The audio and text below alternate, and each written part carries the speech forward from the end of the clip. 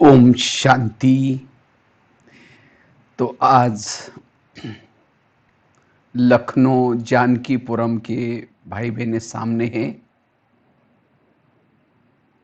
वैसे तो ड्रामा तो वंडरफुल हो गया। मैंने कई बार सुमन बहन को फ़ोन किया था,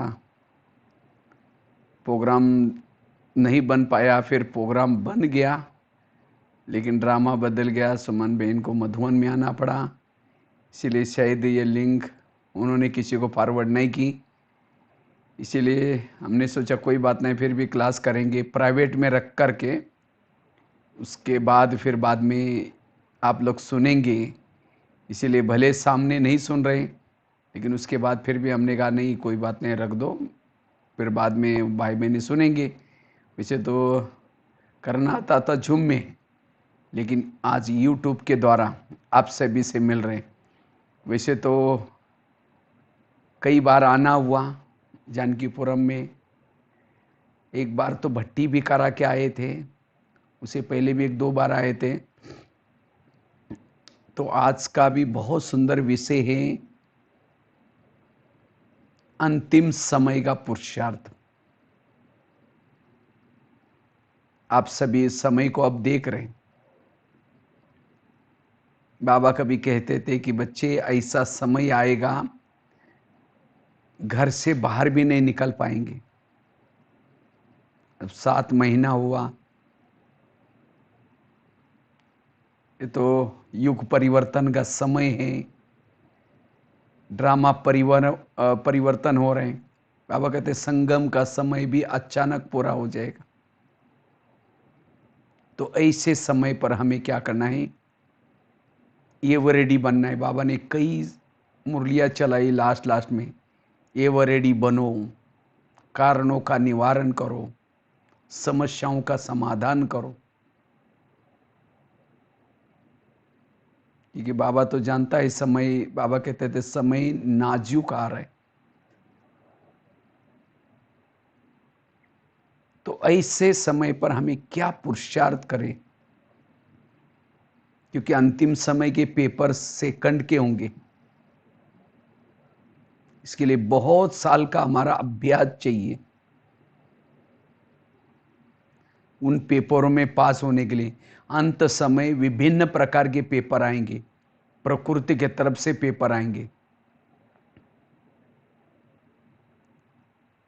संस्कारों के तरफ से पेपर आएंगे,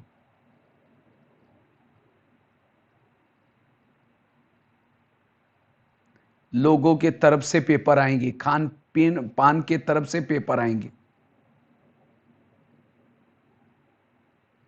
ईविल आत्माओं के तरफ से भी पेपर आएंगे। तमाम पेपरों में पास होने के लिए अपनी स्थिति को शक्तिशाली और निर्विघ्न बनाने का पुरुषार्थ करना है। जिन्होंने अपनी स्थिति को निर्विघ्न बनाई, शक्तिशाली बनाई, वही अंत में उस परीक्षाओं में पास हो सकेंगे। अंतिम समय का सीन देखने के लिए स्थिति शक्तिशाली मजबूत चाहिए।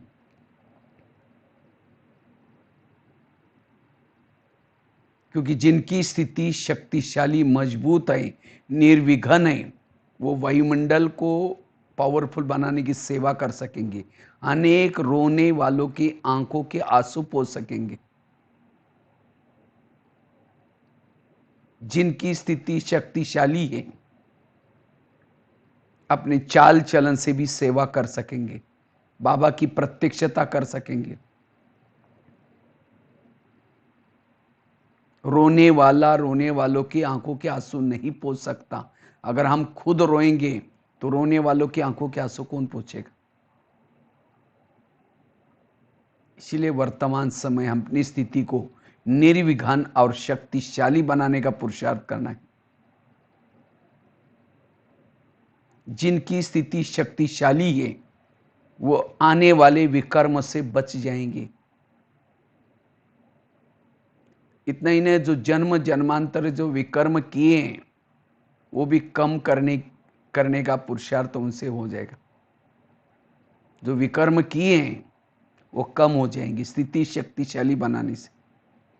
कंट्रोलिंग पावर, रूलिंग पावर आएगी। तो हम अपनी स्थिति को निर्विघ्न शक्तिशाली कैसे बनाएं?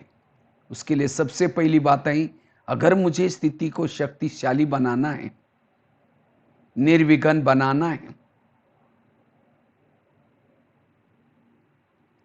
इसके लिए सबसे पहली बात आई अशरीरी बनने का, विधेयी स्थिति में रहने का, निराकारी स्वरूप में टिकने का अभ्यास। जितना निराकारी स्थिति में, अशरीरी स्थिति में, विधेयी स्थिति में टिकेंगे, अंतिम समय के आने वाले विभिन्न प्रकार के पेपरों में हम पास हो सकेंगे।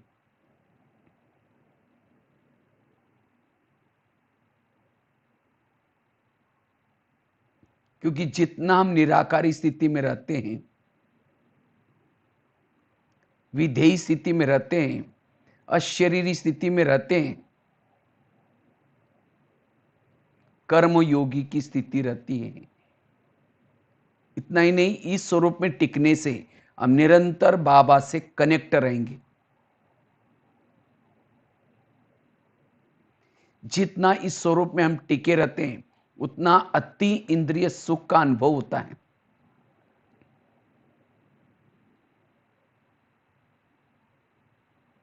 जितना विधेयी स्थिति में, अशरीरी स्थिति में, निराकारी स्वरूप में हम टिके रहते हैं, आंखें खुली है, कान खुले हैं, देखते हुए भी न देखने की अवस्था रहेगी।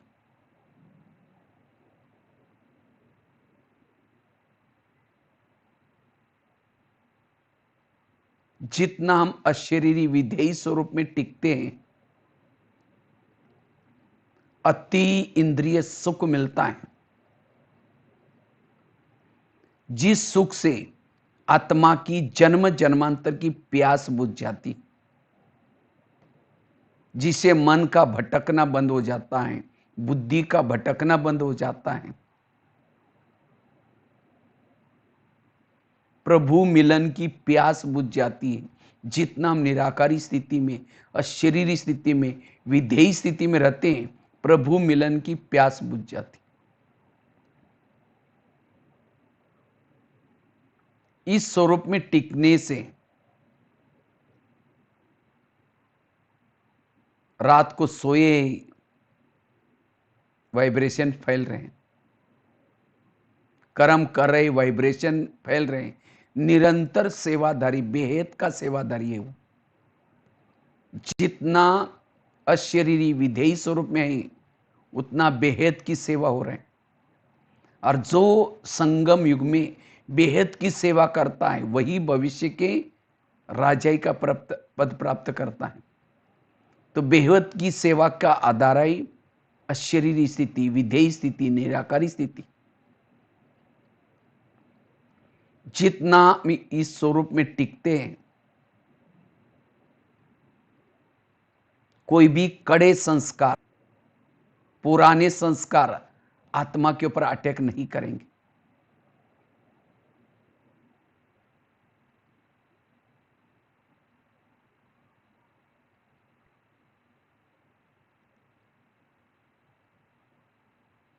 कैसे भी कड़े संस्कारों के ऊपर हम जीत प्राप्त कर सकते हैं।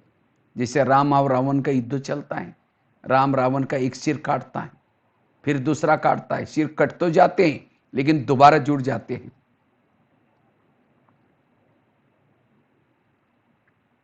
विभीषण क्या करता है, आकर के उसके कान में एक बात सुनाते, कहता है ऐसा नहीं मरेगा, उसके नाभि में तीर लगाओ। जब नाभि में तीर लगा, रावण मर गया। इसी तरह हम भी रावण को मारने में लगे हैं। कोई 1 साल से, 2 साल से, 4 साल से एक एक गला काट रहे, दोबारा करके जुड़ जाते। क्यों? नाभि में तीर नहीं लगा। नाभि अर्थात देह का भान।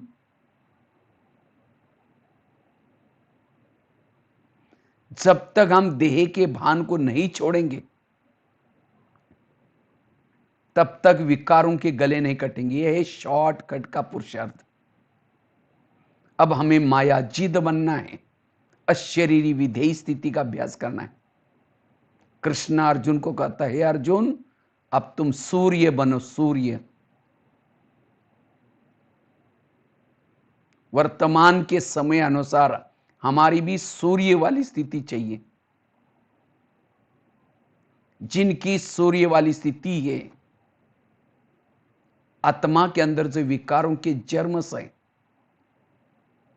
वो अपने आप खत्म होती जाएंगे। सूर्य वाली स्थिति के द्वारा अनेक जन्म जन्मांतर के विकर्म कम हो जाएंगे। इतना ही नहीं, विकर्म करने से बच जाएंगे। सूर्य वाली स्थिति में रहने वाला ही भविष्य में सूर्य वंशी में घराने में आ सकता है। और जितना इस स्वरूप में टिकेंगे, कितनी भी परीक्षाएं सामने आए, चाहे प्रकृति की परीक्षा, ईविल आत्माओं की परीक्षा,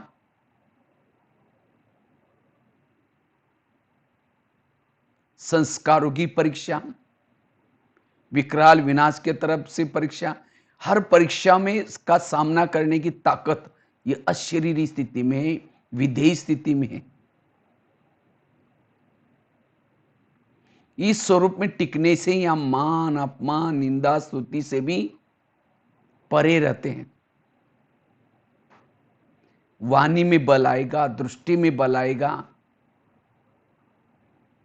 इतना ही नहीं, इस स्वरूप में टिकने से किसी के भी दोष दिखाई नहीं पड़ेंगे।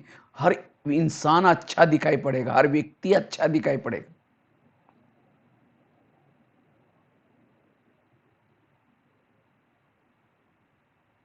डर नहीं लगेगा, भय नहीं लगेगा, चिंता नहीं आएगी। डर, भय, चिंता, तनाव इससे मुक्त बनेंगे। सदा हर्षित मुक्त स्थिति रहेगी। जो इस स्वरूप में टिकता है उसके बुद्धि का लंगर इस संसार से उठ जाता है, वही रागी बन जाते हैं। विकारों का गेट है देह का भान। देह भान आने से बाकी सब विकार आ जाते हैं। इसीलिए बाबा कहते हैं, बच्चे इस स्वरूप में टिके रहो, अशरीरी विधेयी स्थिति में रहो। यह है पुरुषार्थ। कई कहते मुझे सहन ही नहीं होता। सहन करने का पुरुषार्थ नहीं है, पुरुषार्थ है अशरीरी बनने का, पुरुषार्थ है विधेयी स्थिति में रहने का। जो अशरीरी स्थिति में रहता है, विधेयी स्वरूप में टिका रहता है, जैसे बीज बोते हैं, बीज को पानी डालते हैं, वृक्ष आएगा, वृक्षों को फल लगते हैं। इसी तरह अशरीरी स्थिति में रहने से, विधेयी स्थिति में रहने से ऑटोमेटिकली हमारे पुरुषार्थ रूपी जीवन में सहन शक्ति, शांति, एकाग्रता, अनेक प्रकार की शक्तियां और दैवी गुण ऑटोमेटिकली आते हैं।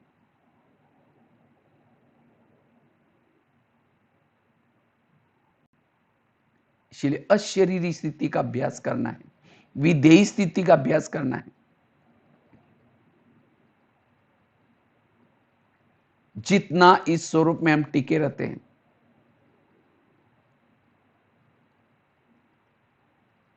परमात्मा से कनेक्ट रहते हैं निरंतर।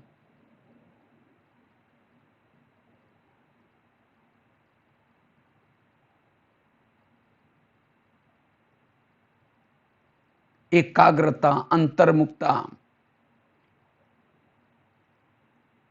स्थिर स्थित प्रज्ञ योगी बन सकते इस अवस्था से। इसीलिए बाबा हर मुरली में कहते हैं, बच्चे आत्मा समझो, आत्माभिमानी बनो।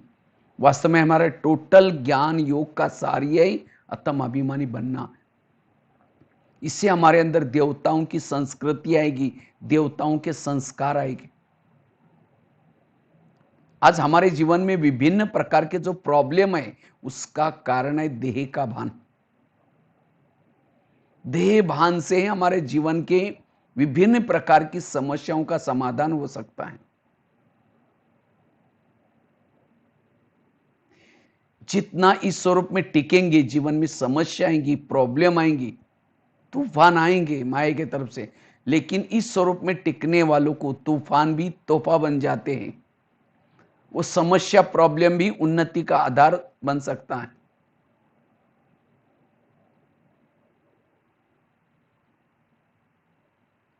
देवताएं खुश क्यों हैं? विकारों से मुक्त क्यों हैं? क्योंकि उन्होंने संगम युग में नेचुरली अभ्यास किया था।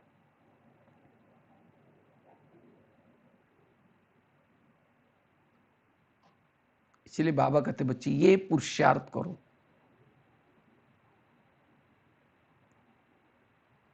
ये अंतिम समय का पुरुषार्थ। इससे ही हम पास विथ ऑनर बन सकेंगे।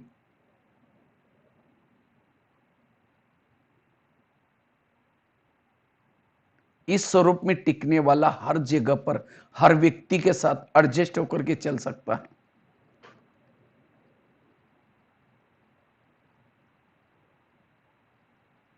बेहद की सेवा हो सकेंगी। लेकिन इस स्वरूप में टिकने के लिए हम क्या पुरुषार्थ करें? जो बाबा ने जो 4 सब्जेक्ट हमें दिए हैं, ज्ञान, योग, धारणा और सेवा, इन 4 सब्जेक्ट को अपने दिनचर्या का अंग बनाता है। रोज की दिनचर्या में 4 सब्जेक्ट जो लाता है, उसका स्वरूप बनता है, वही इस स्वरूप की अनुभूति कर सकता है। अशरीरी बन सकता है, विधेयी बन सकता है। आज कई कहते मैं बिल्कुल कभी मुरली मिस नहीं करता, रोज ज्ञान सुनता हूं। अगर ज्ञान को स्वरूप में नहीं लाएंगे, अशरीरी नहीं बनेगी। जिसके पास ज्ञान के अथाह पॉइंट है, वो पॉइंट स्वरूप में स्थित रह सकता है। अगर मैं रोज मुरली सुनता हूं तो भी मैं अशरीरी विधेयी नहीं है, इसका मतलब ज्ञान की मेरे पास कमी है। जितना योग, यथार्थ योग करेंगे, उतना हमारा अशरीरी विधेयी स्वरूप नेचुरल नेचर बन जाएगी।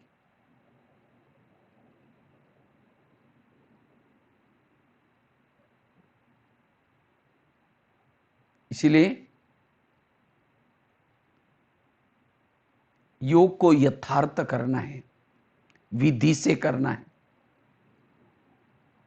जितना धारणाओं को हम पक्का करेंगे, पवित्रता की धारणा, खान पान की धारणा, उतना हमारा ये विधेयी स्वरूप ऑटोमेटिकली बनेगा। धारणा का रिजल्ट है अशरीरी विधेयी स्थिति। सेवा, जितना निस्वार्थ दिल से सेवा करेंगे, विधेयी स्थिति बनेगी। ये 4 सब्जेक्ट रखे विधेयी स्थिति बनाने के। जितना निरहंकारी होकर के रहेंगे, उतना हमारी निराकारी स्थिति रहेगी, विधेयी स्थिति आएगी। जितना स्वमानों के अभ्यास करेंगे, निराकारी स्थिति, विधेयी स्थिति आएगी।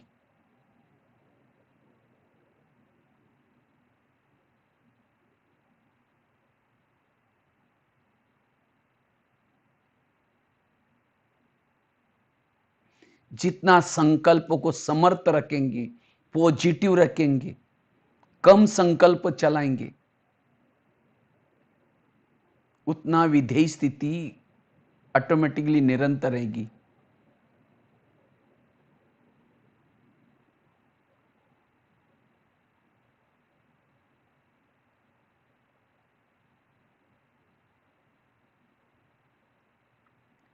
इसलिए विधेयी स्थिति में स्थित रहना, यही हमारा पहला लेसन भी था और अंत का भी यही लेसन है। इससे हम नष्ट मोहा स्मृति लब्धा बन सकेंगे।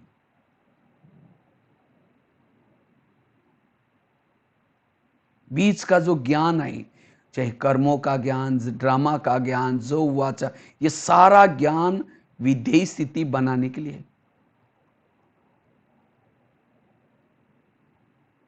इसलिए हमें अंतिम समय का यह हमारा पुरुषार्थ है।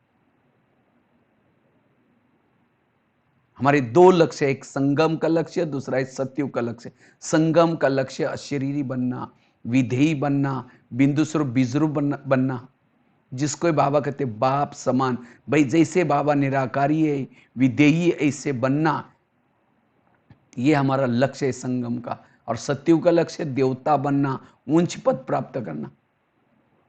जो संगम के लक्ष्य तक जाएगा, भविष्य का लक्ष्य संगम की लक्ष्य की परछाई है, वो अपने आप बन जाएंगे।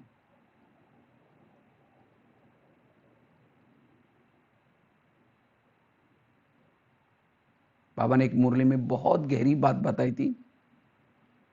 मेरा तुम्हारे से प्यार है, प्यार था और है भी, इसीलिए तुम्हारे प्यार के खातिर मैं अपना धाम छोड़ करके, परम धाम छोड़ करके नीचे आया, रात रात जाग करके, घंटों घंटों तक बैठ करके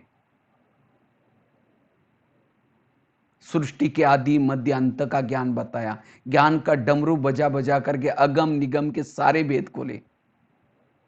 और इसके लिए मैंने अपना रूप बदल करके ब्रह्मा के तन में आया। ये प्यार मेरा था इसलिए।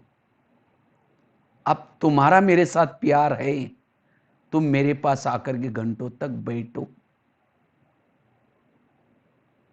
कैसे बैठो? अपना रूप बदल कर क्या हो, तब मेरे संग का रंग लग जाएगा। बाबा ने इस मुरली में कहा था कि कई बच्चे परम धाम में बाबा के संग में बैठना चाहते हैं, आते भी हैं, लेकिन ज्यादा समय नहीं बैठ सकते। क्यों? अपना रूप नहीं बदलते। देह भान में होकर के निराकारी स्थिति का अनुभव करने की कोशिश करते हैं, वो नहीं होगा। इसलिए जितना विधेय स्थिति में रहेंगे, अशरीरी स्थिति में रहेंगे, बाबा के संग में रहेंगे, सर्वशक्तिवान के संग में रहेंगे, और जितना बाबा के संग में रहेंगे उतना हमारे विकर्म विनाश होते रहेंगे। सर्वशक्तिवान की किरणों के, लेजर किरणों से वो विकर्म कम हो जाएंगे, एकाग्रता आएगी, अतीन्द्रिय सुख मिलेगा। इसलिए अशरीरी स्थिति का अभ्यास, विधेय स्थिति का अभ्यास हमें करना है।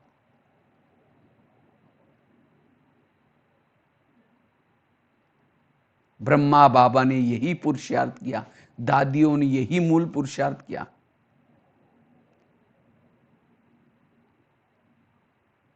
इसलिए वो महारथी बने, हमें भी ऐसे बनना है। मायाजीत बनने का ये ब्रह्मास्त्र है। इसलिए अंतिम समय हमें ये पुरुषार्थ करना है।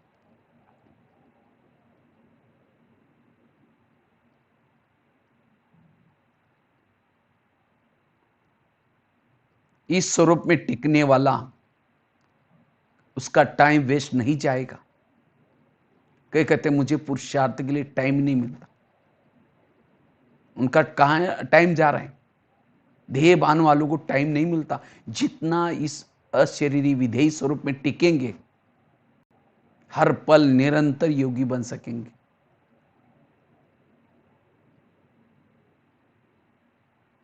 जब तक दीपक जागृत नहीं होंगे, तब तक लक्ष्मी कैसी आएगी? इसलिए यह है पुरुषार्थ।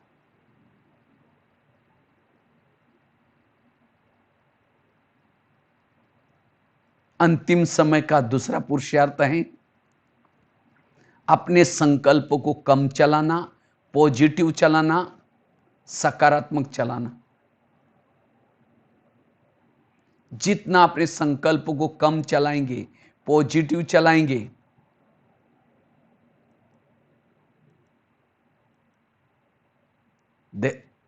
धैर्य होकर के चलाएंगे, उतना हमारी स्थिति अच्छी बनेगी।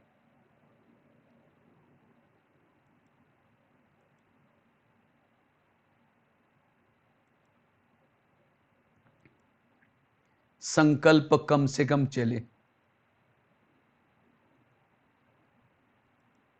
पॉजिटिव चले, क्योंकि वर्तमान समय माया जो अटैक कर रहे हैं हम सभी के ऊपर, व्यर्थ संकल्प के रूप में अटैक कर रहे हैं। क्योंकि जितने हमारे संकल्प ज्यादा चलते हैं, व्यर्थ चलते हैं, वायुमंडल खराब हो जाता है। जिनके संकल्प व्यर्थ चलते हैं, वेस्ट चलते हैं, वो आत्मा अनुभव, परमात्मा अनुभव नहीं कर पाएंगे। इसलिए संकल्पों को समर्थ चलाओ, पॉजिटिव चलाओ। संकल्प से बोल बनते हैं, संकल्प से वृत्ति बनती है, संकल्प से दृष्टि बनते हैं, सब कुछ संकल्प से चलता है। संकल्प बीज है।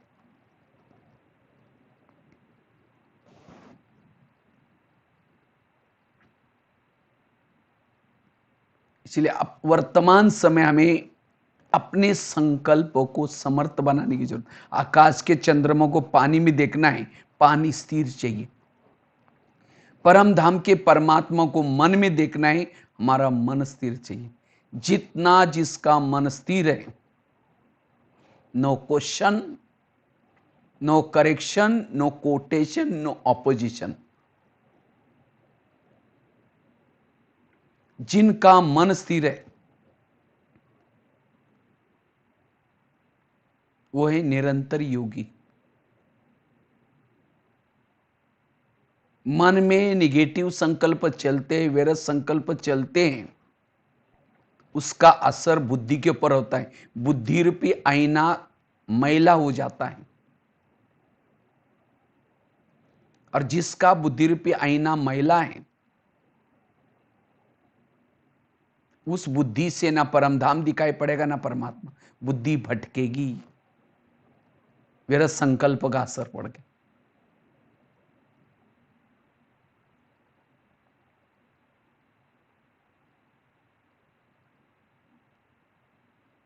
जितना संकल्प समर्थ, पॉजिटिव, अंतर्मुखी बन सकेंगे, एकाग्र चित्त बन सकेंगे।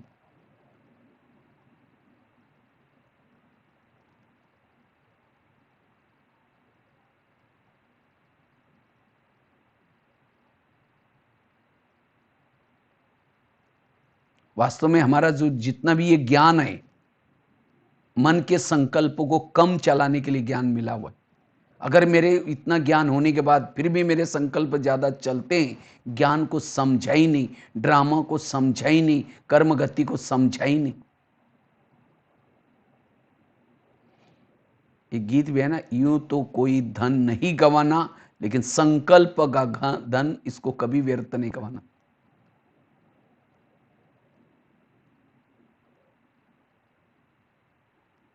क्योंकि संकल्प का धन व्यर्थ गया, बाकी सारे धन चला गया। समय का खजाना भी गया, शक्तियों का खजाना भी गया, ज्ञान का खजाना भी चला गया। एक शिष्य गुरुजी के पास गया, कहते गुरुजी मैं बहुत भक्ति करता हूं, दान करता हूं, पुण्य करता हूं, लेकिन मुझे कुछ अनुभव नहीं हो रहा है। तो गुरुजी हंसने लगे, कहते बात तो सही है। कहते 3-4 दिन पहले मैं बगीचे में गया था, वहां 5-6 युवा बैठे थे। वो 5-6 युवाओं को प्यास लगी थी। तो गुरुजी ने कहा वो सामने कुआं है, वहां बाल्टी है, रस्सा है, जाकर के पी के आ जाऊं। तो 5-6 युवा वहां चले गए। उन्होंने बाल्टी को रस्से से बांधा, कुएं में छोड़ा, पानी खींचा, पानी नहीं मिला। दोबारा बाल्टी डाली, फिर पानी खींचा, पानी नहीं मिला। तीसरी बार, चौथी बार, 10 बार वो बाल्टी डालते रहे, पानी खींचा, पानी नहीं मिला, छोड़ के चले गए। कुआं था, बाल्टी थी, रस्सा था, तो भी प्यासे गए। क्यों? बाल्टी को छेद थे। वो तो कुएं के पास गए थे, हम तो सागर के पास आए। हमारे पास भी बाल्टी है, रस्सा भी है, मन बुद्धि, मेहनत भी करते हैं, अमृतवेला उठते हैं, मधुवन में आते हैं, मुरली सुनने के लिए जाते हैं, पुरुषार्थ कर रहे हैं। लेकिन अगर मन को छेद है, व्यर्थ सोचने की आदत है, ना आत्मा अनुभव, ना परमात्मा अनुभव, ना शांति, ना सुख का अनुभव होगा। इसलिए मन के छेद को बंद करो। No question, no correction, no quotation, no opposition. जिनका मन स्थिर रहता है वो ही साक्षी अवस्था, उनकी ऊर्जा बचती रहती है। आज हम ब्रह्मचर्य का पालन किए हैं, पवित्र है, शुद्ध भोजन खाते हैं, इतना ईश्वरीय मिलन मनाते हैं, लेकिन अगर मन को व्यर्थ सोचने की आदत है, जितना कमाया घड़ा भर दिया, छेद है, पानी निकल जाएगा। इसलिए व्यर्थों से बचना। समस्या तो आएंगी, लेकिन समस्या के समय हमें अपना हमारा मन चुप रहे। जैसे आजकल की कोरोना की समस्या आई है, तमाम प्रकार की चिंता लगी है। मेरे दुकान का क्या होगा, खेती का क्या होगा, बच्चों का पढ़ाई का क्या होगा, भविष्य में इकोनॉमी का क्या होगा। हमारा काम है प्रभु चिंतन करना। प्रभु का काम है भक्तों के जीवन में, बच्चों के जीवन में जो प्रॉब्लम है उसका समाधान करना। लेकिन कभी कभी हम प्रभु का काम करना शुरू करते हैं। जब प्रभु का काम करेंगे तो प्रभु कहेंगे, अच्छा इसका मेरे पर विश्वास नहीं है कि इसकी मैं नैया पार करूंगा या नहीं करूंगा, इसलिए अपना चिंता खुद कर, मैं बीच में क्यों जाऊं। जो चिंता करता है, भय में रहता है, डरता है, घबराता है, तनाव में रहता है, उसको फिर प्रभु की मदद कैसे मिलेगी। इसीलिए प्रभु चिंतन करो, चिंता नहीं करो।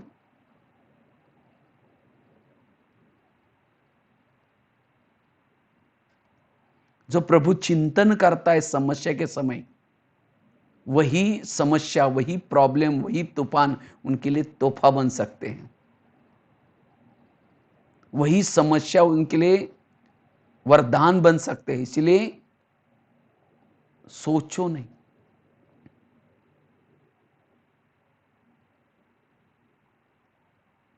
जितना ज्यादा सोचेंगे, नेगेटिव सोचेंगे, वायरस सोचेंगे, हमारी ह्यूमैनिटी पावर कम हो जाएगी, रोग प्रतिकात्मक शक्ति कम हो जाएगी, जिससे वो बीमारियों का और असर पड़ जाएगा।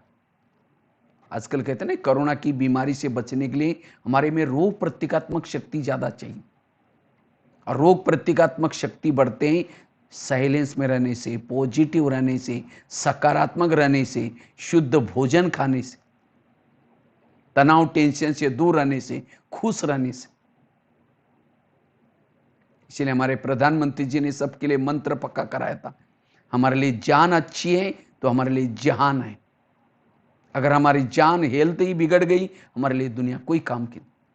इसलिए हेल्थ की संभाल रखने के लिए पॉजिटिव रहो, सकारात्मक रहो।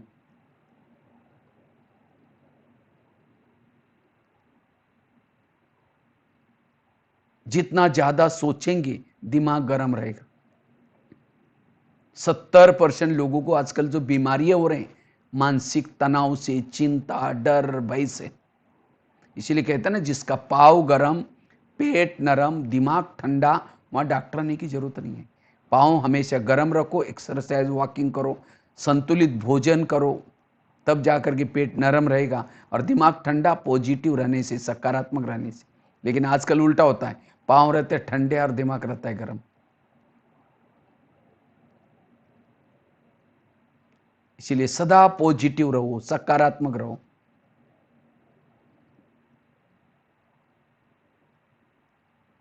तो कभी कभी हमारे निगेटिव संकल्प क्यों चलते।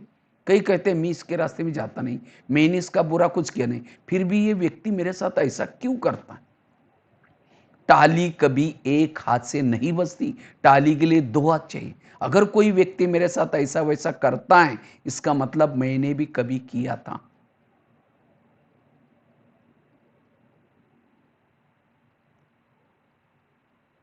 इसीलिए कर्म गति की गहराई को समझो।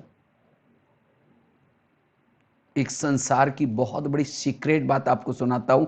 आपके आसपास के जितने भी लोग हैं, चाहे पति है, बच्चे हैं, पड़ोसनी है, ये सब कोई हमको देने के लिए, कोई हमारे से लेने के लिए। जिन्होंने इस कर्म गति की गहराई को समझा, उनका मन चुप रहेगा।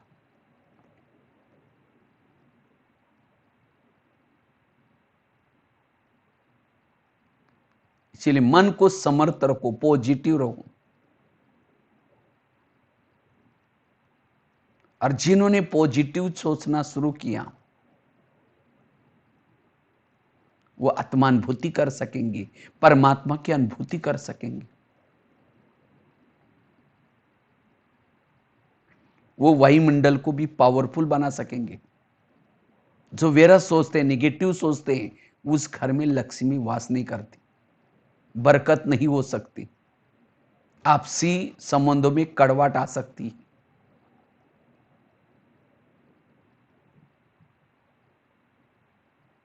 तीन प्रकार के स्वास्थ्य है, मानसिक स्वास्थ्य, शरीर का स्वास्थ्य, सामाजिक स्वास्थ्य।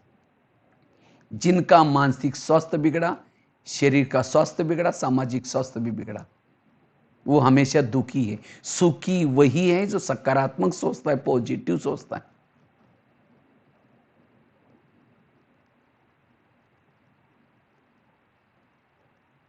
नहीं तो अंधा पीस रहा है, कुत्ता बैठ करके खा रहा है। हम पुरुषार्थ कर रहे हैं, लेकिन व्यर्थ सोचने से सारा शक्तियां खत्म हो जाएगी।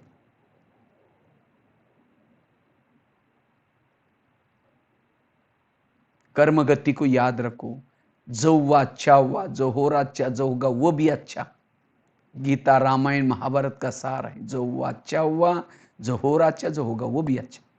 मेरे जीवन की हर घटना में कल्याण है, चाहे मेरी कोई चुगली करे, चाहे कुछ भी हो जाए। जीवन में आने वाली निगेटिव परिस्थिति को पॉजिटिव में चेंज करो। संकल्प शक्ति बच जाएगी। परिस्थितियों को पॉजिटिव में चेंज करो।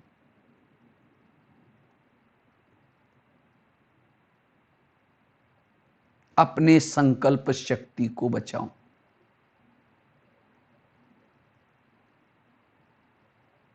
यह है अंतिम समय का पुरुषार्थ। मूर्ति तो हम दोपहर में बनेंगे, लेकिन कौन बनेगा? जो संगम युग में मूर्ति बनता है। मूर्ति अर्थात मन स्थिर, कुछ भी हो जाए स्थिर।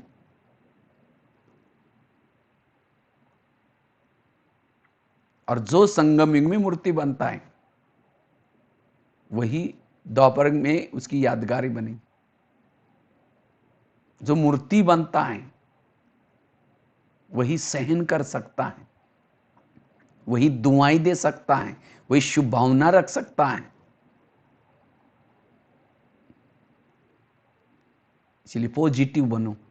यह है दूसरा पुरुष।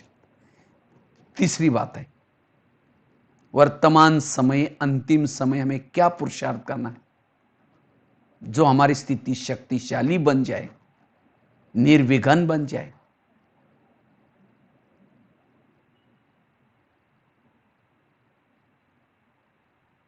स्वराज्याधिकारी बनकर के हर इंद्रियों को श्रीमत के आधार से चलाने का पुरुषार्थ। आज हमारी स्थिति कमजोर बन रहे हैं, विघ्न आ रहे, उसका कारण है कर्मेंद्रिया अपनी मनमानी से चल रहे हैं। कहते ना, अंधेरी नगरी, चौपट राजा, टकेसरबाजी, टकेसर काजा। इस नगरी का राजा सो है, उसके अंदर जो चाहे हो रहा है। कान जो चाहे सुन रहे, मुख जो चाहे बोल रहे, आंखें जो चाहे देख रहे हैं। और यही हमारी स्थिति बिगड़ने का कारण है, और यही विघ्नों का कारण है। इसीलिए हमें अपना परिवर्तन करना है, और अपने परिवर्तन का आधार है कर्मेंद्रियों को श्रीमत प्रमाण चलाना। जिसकी कर्मेंद्रिया श्रीमत प्रमाण चलती है, उसके व्यवहार में, संस्कार में बदलाव आएगा। कहेंगे माता बड़ी अच्छी है, ये भाई बहुत अच्छा है। अच्छा है मतलब क्या? उनका अपने इंद्रियों पर संयम है। तो इंद्रियों पर संयम रखने का हमें पुरुषार्थ करना है, और जितना कर्मेंद्रियों पर संयम रखेंगे, स्वयं की स्थिति शक्तिशाली बन जाएगी। इस माया के युद्ध में अकेले आत्मा ज्ञान में चलने से विजय नहीं बनेंगे, कर्मेंद्रियों का भी सहयोग चाहिए।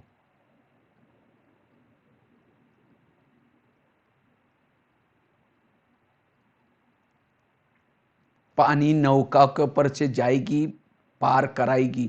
नौका के अंदर पानी आएगा तो डुबा देगी। इसी तरह जो इंद्रियों को चलाता है वो पार हो जाता है, जिनको इंद्रियां चलाते वो डूब जाता है। आज हमारे अंदर जो काम, क्रोध, जो विकार आए, कहां से आए? कर्मेंद्रियों के द्वारा ही आए ना। इसीलिए इस किले को मजबूत करो। इससे पहले राजा एक किले में रहते थे, उसके कई दरवाजे रहते थे, कोई भी आता तो उसकी पूछताछ होती थी, क्यों जा रहे, कहाँ जा रहे। इसी तरह शरीर में हमारा किला है, फोर्ट है, इसके कई दरवाजे, कान, मुंह, कान, लेकिन इसमें कुछ भी बातें घुस रही, उसको रोकने टोकने वाला कोई नहीं। ब्रह्मा बाबा ने रोज अपनी इंद्रियों का दरबार लगाया। हम लगाते, इसलिए बाबा कहते चैरिटी बिगेन्स एट होम।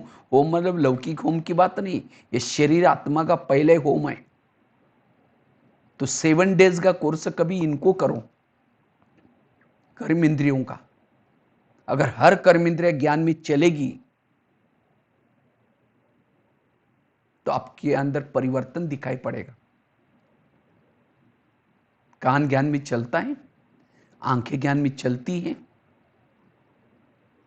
अगर आंखें ज्ञान में चलती, योग लगाती तो बंद क्यों हो जाती? बाबा को देखती रहती।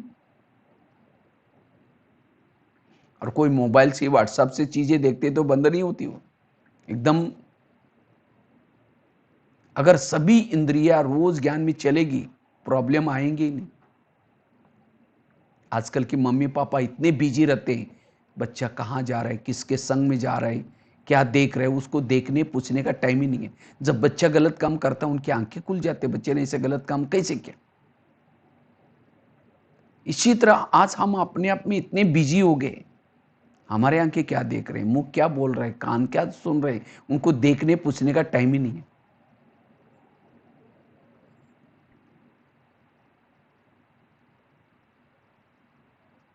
तो रोज हमें क्या करना है, उनकी चेकिंग करनी। और जो संगम युग में स्वराज्याधिकारी बनता है, वही भविष्य का राजा बन सकता है। नहीं तो जैसे बना अंधा पीस रहे, कुत्ता बैठ करके खा रहे, हम आत्मा कमा रहे और कर्मेंद्रिय विरत सुन करके, विरत देख करके गवा रहे।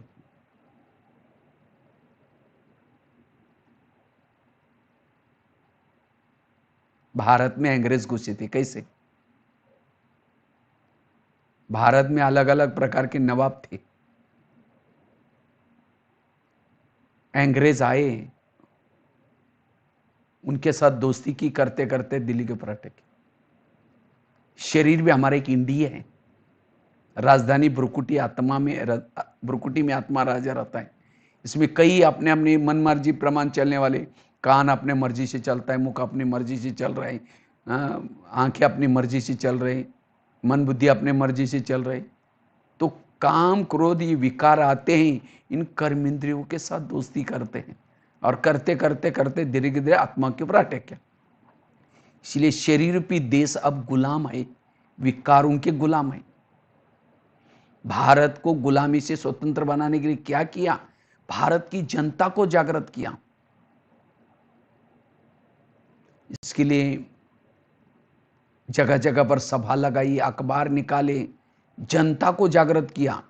जब जनता ने नारा लगाया अंग्रेजों गो बैक, भारत छोड़ो, तब जाकर के भारत देश स्वतंत्र बन गया।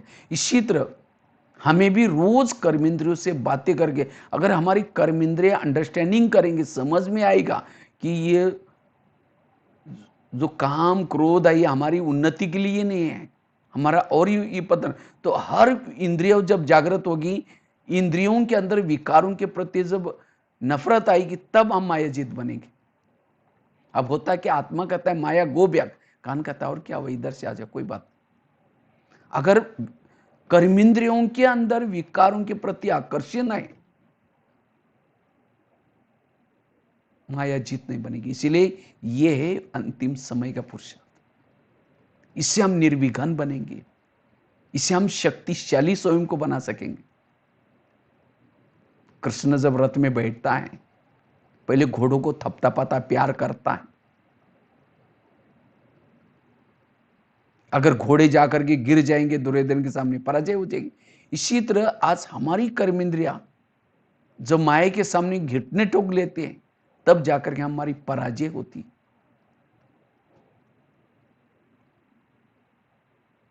इसीलिए रोज इनको क्या करना है, शिक्षा देना है, समर्थ बनाना है, सावधान करना है। अगर नहीं मानते तो उनको सजा भी देनी है। तो कैसे हमें उनसे बातें करनी? अमृत वाला योग करने के बाद सबसे पहले बात करो कान से। हे मेरे कान, तुम मेरे इस राज्य की शान हो। अगर तुम ना होते मैं ईश्वरी महावाक्य कैसे सुनता? और मेरा तो तुम्हारे पर बहुत विश्वास है, इसीलिए मैंने तुमको बॉर्डर पर रखा। हे कान, मैंने तुमको बॉर्डर पर रखा है, मेरा तुम्हारे पर साथ विश्वास है, लेकिन आजकल तुम मुझे धोखा देते हो। मुझे तो पता नहीं था। तुम मेरे राजा ही में रहते हो, मेरा खाते हो, और मैंने तो तुम्हारे विश्वास के साथ बॉर्डर पर रखा है। लेकिन आज परम हितैषी शिव बाबा के पास मैं सवेरे गया था, योग लगाने के लिए गया था। शिव बाबा ने तुम्हारे लिए कुछ इशारे भेजे। तुम मेरा खाते हो, मेरे राज्य में रहते हो और मुझे धोखा देते हो। इसलिए हे कान, आज तक जो हुआ कोई बात नहीं, लेकिन आज से तुम्हें कोई भी व्यर्थ बातें नहीं सुननी। अगर सुनेगा मैं तुमको सजा दूंगा।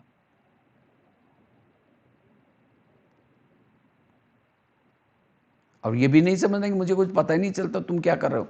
आजकल मैंने इस शरीर रूपी किले के चारों तरफ से शीशी कैमरे का प्रबंध किया है। मेरा बुद्धि रूपी नेत्र हमेशा खुला रहता है। सब मुझे पता चलता है तुम क्या सुनते हो, क्या करते हो। इसलिए रात को सोने के पहले मैं फिर चार्ट चेक करूंगा। आगे चलो, मुख के पास। हे मुख, तुम भी मेरे इस राज्य की शान हो। अगर तुम ना होते मैं ईश्वरी मावक के दूसरों को कैसे सुनाता? तुम्हारे द्वारा मैंने बहुत दुआएं ले रहा हूं, लेकिन कभी कभी तुम परचिंतन करते हो, किसी का अपमान करते हो कि इसलिए मैंने तुमको रखा था। इसलिए जब तुम किसी का अपमान करते हो, मेरा आत्मा भाई मेरे से रुठ जाता है, हमारे आपस से दूरियां बन जाती है। आगे चलो,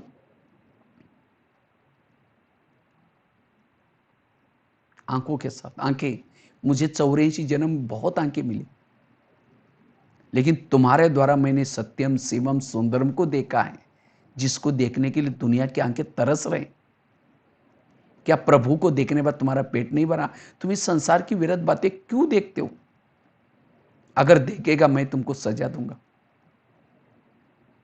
आगे चलो, पांव के पास। हे पांव, तुम भी मेरे इस राज्य की शान हो। अगर तुम ना होते मैं सेवा करने के लिए कैसे जाता? सेवा की मुख से भाषण दिया, लेकिन आधी दुआ तुमको मिल जाती है। सेवा की हाथ से, लेकिन आधी दुआ तुमको मिल गई। क्यों? तुम सभी इंद्रियों को, पाँव क्या करता है, सभी इंद्रियों को सिर पर उठा कर लेके आता। लेकिन कभी कभी तुम परचिंतन सुनने के लिए भी सबको लेके जाते हो।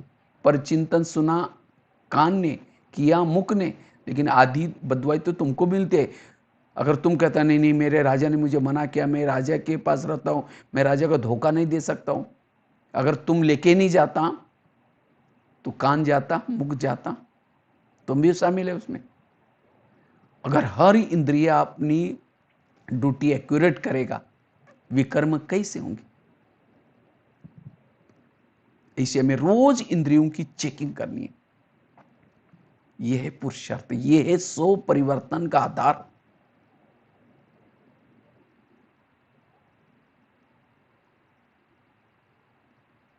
जिसका इंद्रियों पर शासन है, उसके इर्द गिर्द में गुण और शक्तियां रहेगी। राजा अकेला नहीं चलता। फिर रात को सोने के पहले फिर चार्ट चेको। सबसे पहले पूछो, कान तुम्हारा चार्ट कैसा रहा? तुम्हारा धन्यवाद। 7 बजे मैंने तुमने तुम्हारे द्वारा मुरली सुनी थी, लेकिन 12-1 बजे को एक माता जी आई थी, किसी की विरत बातें सुना रहे थे, तुमने नजदीक जाकर सुना था। बताओ, तुमको मना किया था तो भी तुमने सुना। तुम्हारे लिए सजा, तुम्हें दोबारा मुरली सुननी है। सजा मतलब कान को काट करके फेंकने वाली सजा नहीं देनी। आगे चलो, मुख के पास। तुम्हारा चार्ट कैसा रहा? समझो कान ने दरवाजे खोला, तुमने तो चुप रहना चाहिए था। तुमने भी बोला हाँ वो बहन जी ऐसी करते हो, भाई जी ऐसा करते हैं। तुम्हारे लिए सजा, तुम्हारा कल के दिन कारोबार बंद रहेगा। मौन, इससे परिवर्तन होगा, इससे शक्तिशाली बनेंगे। हमारे विघ्नों का कारण है कर्मेंद्रिय। इसीलिए स्वराज्य अधिकारी बनने का पुरुषार्थ, यह है तीसरा। पहला कौन सा बताया? निराकारी स्थिति, विधेयी अशरीरी स्थिति में रहने का पुरुषार्थ। दूसरा, संकल्प को समर्थ और पॉजिटिव बनाने का पुरुषार्थ। तीसरा, कर्मेंद्रिय को स्वराज्य अधिकारी बनकर के हर कर्मेंद्रिय को श्रीमत प्रमाण चलाने का पुरुषार्थ। यह अंतिम समय की पुरुषार्थ। और लास्ट की एक बात सुना करके पूरा करता हूं। चौथा है, अंतिम समय का पुरुषार्थ है यथार्थ योग, विधि पूर्वक योग, ज्वाला स्वरूप योग। जितना ज्वाला स्वरूप योग करेंगे उतनी हमारी अवस्था अच्छी बनेगी, शक्तिशाली बनेगी। क्योंकि ज्वाला स्वरूप योग के द्वारा ही, जब हम ज्वाला स्वरूप स्थिति में रहते हैं तब हमारी स्थिति शक्तिशाली बनती है, अवस्था शक्तिशाली बनती है।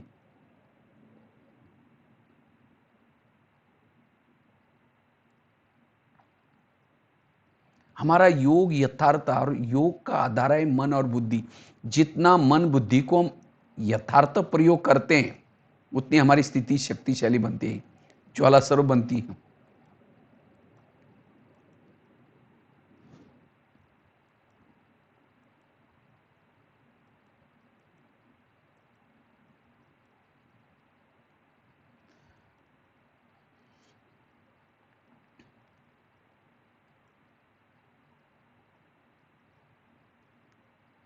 स्थिति को शक्तिशाली बनाने का, निर्विघ्न बनाने का आधार है यथार्थ योग। आजकल की मुरलियों में दो बातें बाबा की बार बार रिपीट हो रही, आत्मा समझो और मुझे याद करो। क्योंकि याद के द्वारा ही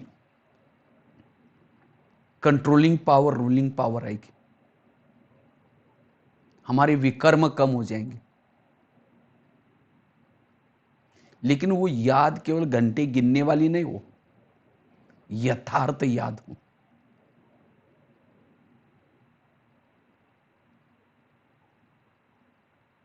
जिसे आजकल का मोबाइल का जमाना है, मोबाइल को चार्जिंग करना है, प्लग के पास लाकर रखते हैं।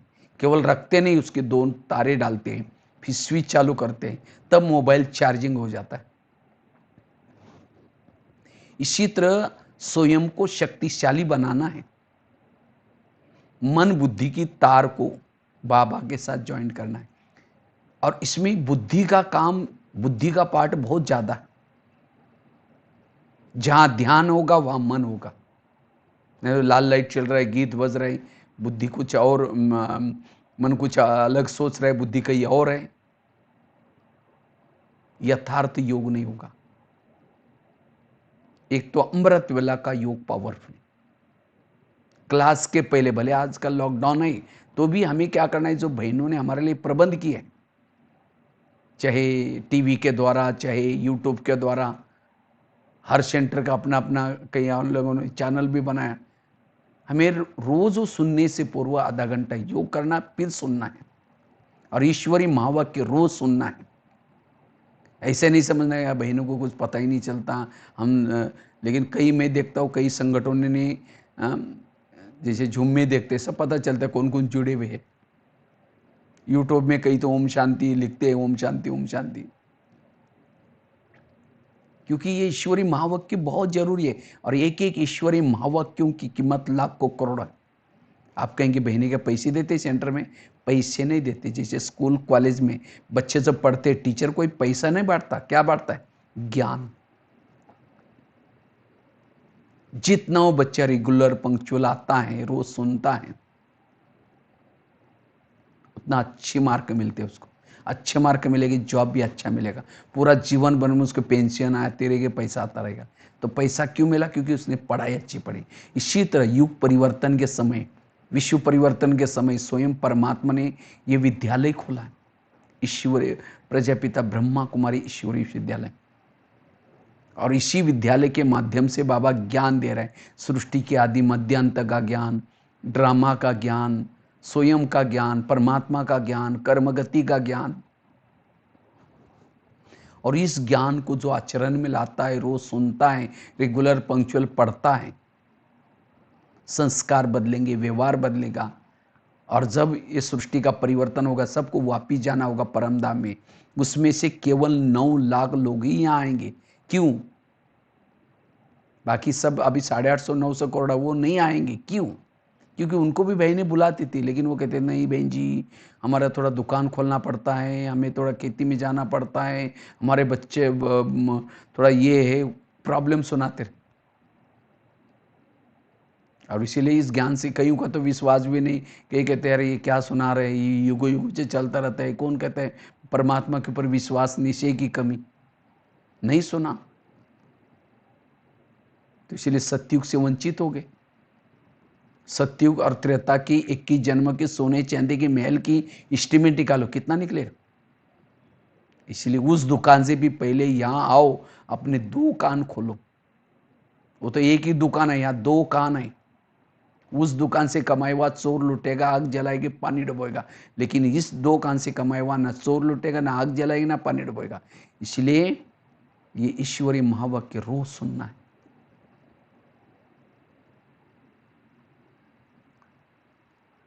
कृष्ण अर्जुन को कहता है, हे अर्जुन, ये युद्ध करते करते तुम भागो नहीं, जबकि विनाश के चारों तरफ से बादल छाए और तुम भागने की कोशिश कर रहे। वो क्वेश्चन करते, ये मेरे भाई है, कैसे मारूं, ये मेरा ये है, गुरु है, ये मेरे संबंधी है। क्वेश्चन करता है, कहता है मैं तेरे को कहने वाला कौन हूं? लास्ट में अपना रूप दिखाता। 18 दिन तक क्वेश्चन ही करता रहता है। जब पता चला कि सुनाने वाला कौन है, तब जाकर के गांडी उठाया, युद्ध के लिए तैयार हुआ। इसी तरह हम भी क्वेश्चन करते हैं, ये हम गृहस्थ में रहते हैं, ये कैसे करें, ये कैसे कहने वाला कोई बहने नहीं कह रहे, स्वयं परमात्मा कह रहे। इस विद्यालय में पढ़ने वालों का नाम जब तक सूरज चांद रहेगा, उनका नाम अमर रहेगा। अभी भी हनुमान गणेश कौन है? जिनको 5000 साल पहले जिन्होंने ईश्वरीय कार्य में मददगार बने। इसलिए निश्चय बुद्धि बन करके योग लगाना है, लवलीन बन करके। इस ज्ञान मार्ग में चलते चलते अगर फेल भी हो जाएंगे तो भी स्वर्ग में जाएंगे, अगर जीत जाएंगे तो ऊंचा पद मिलेगा। इसलिए हमें ये पढ़ाई रोज पढ़नी है। नहीं तो अभी ऐसा नहीं समझना कि वाह लॉकडाउन में तो इतना मजा आ गई, नाश्ता भी बनाते थे, ये करते थे, मुरली भी सुने। सेंटर में जाने की जरूरत क्या है? स्कूटर में रिक्शा के लिए पैसा ये करो, फिर जाओ आओ इतना दूर से, अपना घर में सुनो मोबाइल। ये तो मजबूरी के लिए बाबा ने साधन दिया था। और मजबूत बनना है हमें, लॉकडाउन के बाद फिर वापिस सेंटर से रोज जुड़ना है। इसलिए ये पढ़ाई जरूरी है। जैसे गाड़ी के अंदर पेट्रोल डालते, वही पेट्रोल ड्राइवर के मुंह में डालो तो क्या हो जाए? ड्राइवर का भोजन अलग है, गाड़ी का भोजन अलग है। शरीर गाड़ी है, इसका भोजन है। जैसे स्थूल गाड़ी का भोजन पेट्रोल डीजल होता है, ड्राइवर का भोजन सब्जी दाल रोटी। ये शरीर भी गाड़ी है, इसका भोजन है सब्जी दाल रोटी। इसका जो आत्मा ड्राइवर, इसका भोजन है ज्ञान और योग। इसलिए हमें रोज पढ़ाई जरूर पढ़नी है, निरंतर योग युक्त बनना है, बुद्धि को समझना है, मन को समझना है, यथार्थ योग करना है। तो यथार्थ योग का बहुत गहरा टॉपिक है, कभी फिर लेंगे उसके बारे में और भी अलग से। योग कैसे लगाना है, रोज़ हमारा 3-4 घंटे का योग चाहिए। अमृतवेला का 1 घंटा, क्लास के पहले आधा घंटा, रात को सोने से पहले, शाम का नुमा शाम का योग, बीच बीच में ट्रैफिक कंट्रोल। लेकिन जितना योग लगाएंगे उतनी स्थिति अच्छी शक्तिशाली बनेगी, स्थिति हमारी ज्वाला स्वरूप है। तो 4 बातों का पुरुषार्थ वर्तमान की आवश्यकता है। यह है अंतिम समय का पुरुषार्थ, इससे हमारी स्थिति शक्तिशाली बनेगी। ठीक है, इसी के साथ साथ बहुत बहुत धन्यवाद सुमन बहन का, जिन्होंने कहा कि आप हमारे जानकी नगर वैसे नगर वालों को टाइम देना, तो हमने कहा ठीक है, लेकिन टाइम दिया। लेकिन आज ड्रामा तो ऐसा बदला, ये हुआ, मैंने जब बराबर वो भाई नहीं तो क्या नाम, वो भाई जो ये करता है, उन्होंने तो मेरे को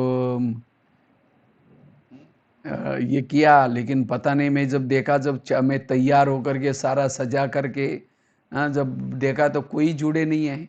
तो मैंने सोचा कोई बात नहीं, इसको रिकॉर्डिंग करके रख देता हूँ, प्राइवेट में करके रख देता हूँ, बाद में बहन जी से बात करके फिर ये करेंगे। क्योंकि ये दोनों जो करने वाले, चाहे धीरज भाई, वो तो यहाँ आए हैं मधुबन में, तो फिर भी हमने करके रखा है, अभी आपके पास पहुँचेगा। इसको आप अच्छी तरह सुन करके ऐसा पुरुषार्थ करना, बाद में फिर देखेंगे दोबारा। हो सकता है इसी टॉपिक का और भी बहुत अच्छा था, लेकिन सामने कोई नहीं, तो भी मैंने सुनाने की कोशिश की है और आपके पास पहुँचाने की कोशिश की। ठीक है, आप लोगों को सामने रखते हुए। ठीक है, इसी के साथ धन्यवाद। ओम शांति। लास्ट में थोड़ा सा योग करके फिर पूरा करेंगे।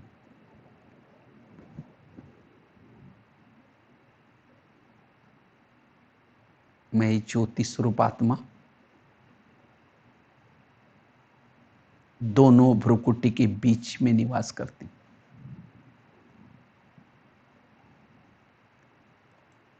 इस शरीर मेरा एक गाड़ी है, मैं आत्मा उसका ड्राइवर हूं। ये शरीर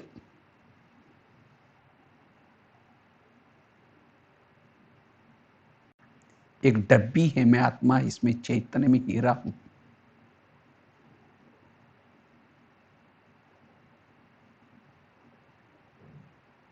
अब युग परिवर्तन का समय है। मुझे आत्मा को वापिस अपने घर जाना है। मैंने इस धरती पर आकर के 84 जन्म में विभिन्न पार्ट बजाए। हर जन्म में मेरा हीरो पार्ट था। महान आत्माओं के अंग संग में पार्ट बजाए। अब मुझे वापिस जाना है। अब मैं बुद्धि रूपी नेत्र से अपने धाम में जा रही हूं।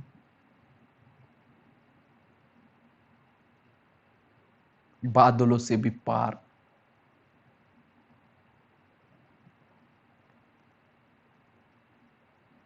चांद सूरज तारांगन से भी पार, अव्यक्त वतन, जहां फरिश्तों का राजा ब्रह्मा बाबा बैठे हैं। जैसे मैं बाबा के नजदीक जाती हूं, बाबा की वो लाइट माइट से मैं भी ऊर्जावान बनती जा रही हूं।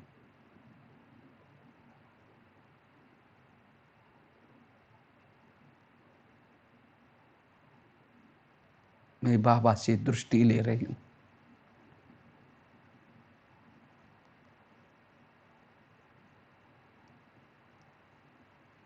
अव्यक्त मिलन मना रही हूं।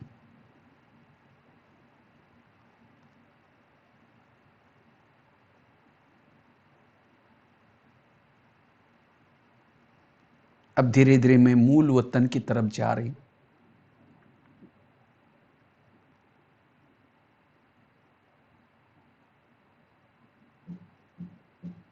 जैसे मैं मूल वतन में जाती हूं, ज्ञान सूर्य परमात्मा जैसे मैं बाबा के नजदीक जाती हूं, बाबा की लाइट माइट से, शक्तिशाली किरणों से मेरे अंदर की सारी नेगेटिव एनर्जी समाप्त होती जा रही।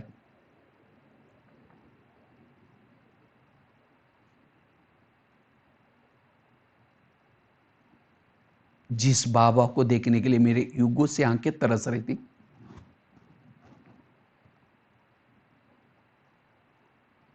उस बाबा को बुद्धि रूपी नेत्र से देख रही हूं।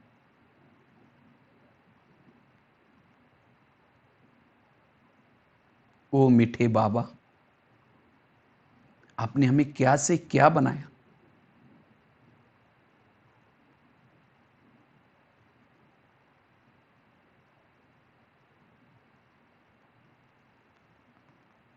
अब पलक होकर के बाबा को देख रहे हैं।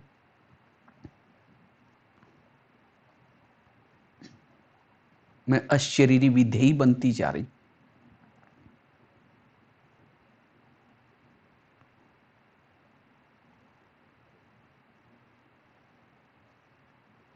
अब ये प्रभु मिलन मना करके धीरे धीरे मैं वापिस अव्यक्त वतन में आती हूं।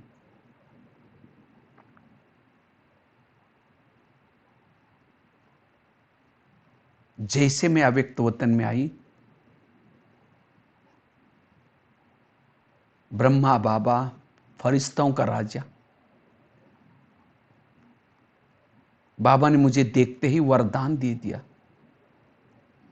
तुम साधारण नहीं हो, तुम शिव शक्ति हो।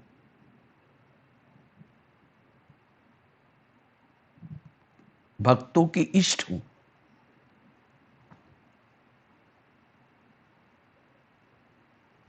कल्प पहले भी तुमने असुरों का संहार किया था।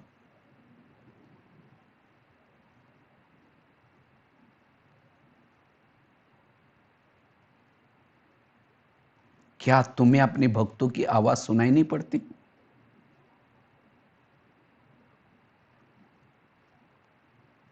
ऐसे कहते ही मेरे अंदर की जैसी आंतरिक शक्तियां जागृत हो रही।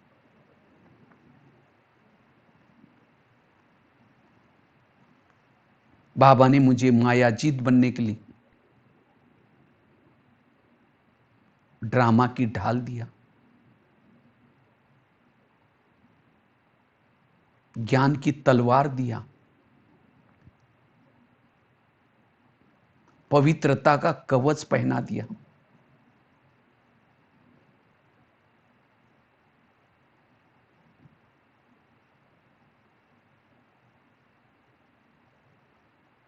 शक्ति का प्रतीक त्रिशूल दिया,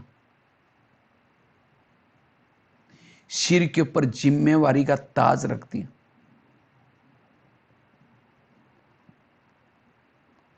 मस्तक पर विजय का तिलक लगाते हुए कहा,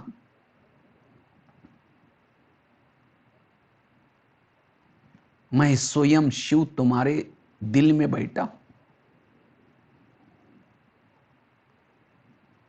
तुम शिवमय शक्ति हो।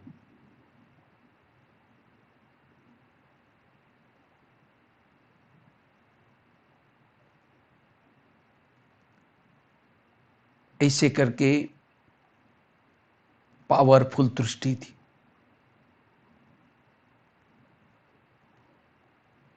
अब मैं सचमुच शिवमय शक्तिपन की अनुभूति कर रही हूं। मेरे अंग अंग से शक्तियों की किरणें फैल रही। अब माया मेरा कुछ नहीं बिगाड़ सकती। बाबा से आशीर्वाद लेकर के सर्व शक्तियों को, शक्तिवान को दिल में समा करके अनेक अस्त्र शस्त्र लेकर के मैं शिवमय शक्ति आकाश मार्ग से नीचे धरती पर आ रही।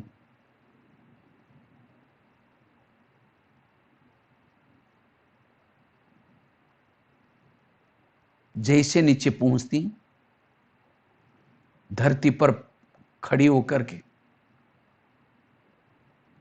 मैं चारों ओर वाइब्रेशन फैला रही हूं। सभी सुखी हो जाए,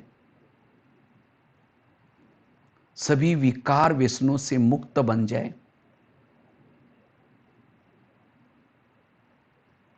बीमारियों से मुक्त बन जाए। अब मैं शिवमय शक्ति जिस ओर से भक्तों की आवाज आ रही, पुकार सुनाई पड़ रही, उन्हीं मंदिरों की तरफ जा रही। मंदिर के पीछे के दरवाजे से मूर्ति के पास खड़ी हूं।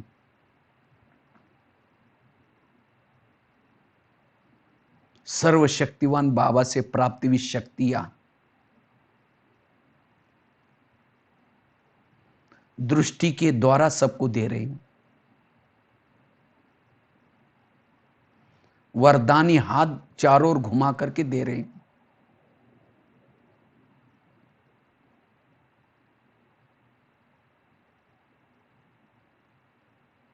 वाइब्रेशन के द्वारा दे रही हूं।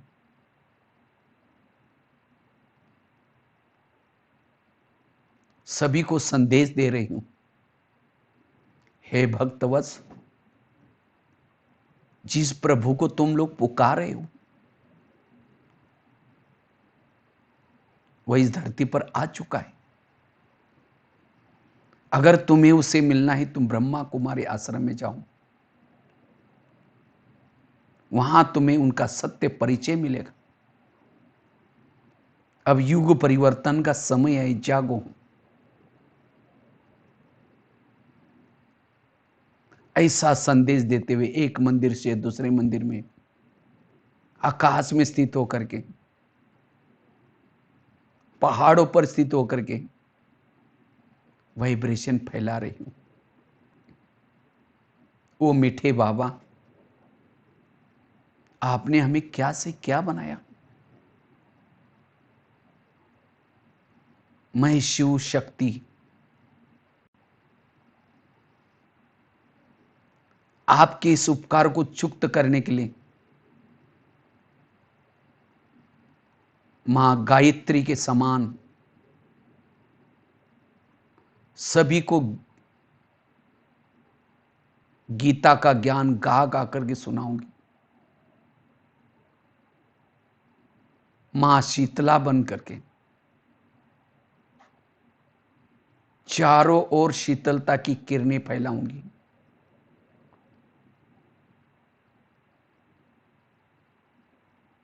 मां दुर्गा के समान सभी के दुर्गुण हारने की सेवा करूंगी। मां संतोषी की समान सभी को संतुष्ट करने की सेवा करूंगी।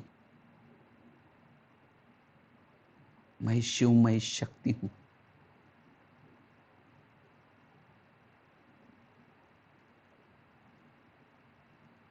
मां सरस्वती बन ज्ञान की वीणा सबको सुनाऊंगी।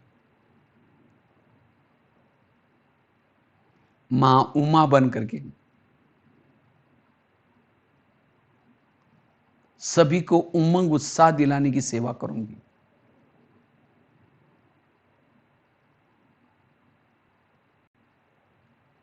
मैं ज्वाला देवी हूं। चारों ओर वाइब्रेशन फैला करके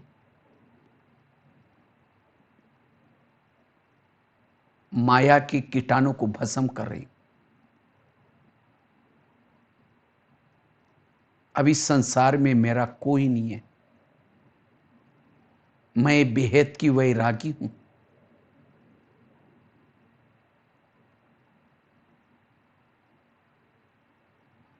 अब मैं शिव शक्ति अपने इन अस्त्रों शस्त्रों को समेट करके वापिस धीरे धीरे अपने इस कर्म क्षेत्र पर एक साधारण सफेद वस्त्र में ब्राह्मण स्वरूप में आती हूं। मैं शिव, मैं शक्ति। ओम शांति। कैसे ऊपर गए, अव्यक्त वतन में गए, फिर शिव बाबा से मिले, बाबा शक्ति अली, फिर नीचे आए अव्यक्त वतन में, फिर बाबा ने वरदान दिया, स्मृतियाँ दी, असुरी संहारनी होकर के याद दिलाया, फिर अस्त्र शस्त्र दिया, फिर बाबा स्वयं भी दिल में समा करके फिर नीचे आए, एक एक मंदिर में गए, सृष्टि पर रह करके वाइब्रेशन फैलाया। इसको कहते हैं मनसा सेवा। तो अब इस नवरात्रि के समय यही स्वरूप में स्थित रहेंगे तो बहुत अच्छा शक्तिशाली अनुभव कर सकेंगे। ठीक है, बहुत बहुत धन्यवाद सुमन बहन को। फिर बाद में कभी और भी मिलते रहेंगे, शायद 29 तारीख को बोला है, फिर दोबारा क्लास करेंगे, उस समय अलग टॉपिक लेंगे, करेंगे। ठीक है, ओम शांति, ओम शांति।